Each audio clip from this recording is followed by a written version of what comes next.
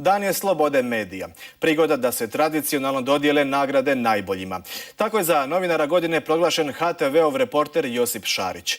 Nagrada za istraživačko novinarstvo prvi je put otišla u ruke internetskom novinaru Ilki Čimiću, koji je odbio poziv na prijam u uredu predsjednika. Josip Šarić novinar je godine. Nagrađen je za izvještaje s ratišta i dokumentarac Sjeverna Koreja, gladna djeca komunizma. Ovo je prvenstveno priznanje i meni i mojim kolegama, snimateljima, tonskim snimateljima, montažerima koji se bavimo ovim poslom.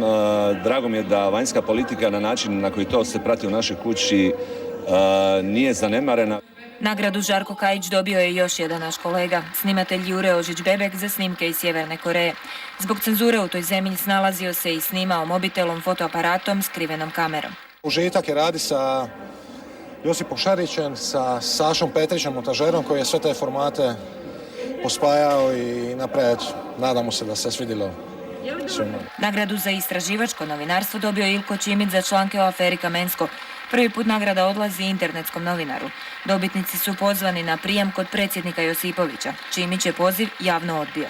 Odbio sam poziv za Pantovčak upravo zbog toga jer u tekstovima kojima se bavi Indeks su ljudi koji su pod zaštitom predsjednika. Predsjednik Čimića nije čuo, ali je upozorio da bez slobode medija nema demokracije ni prosperitetnog društva. Naglasio je da većina novinara i dalje radi časno i odgovorno.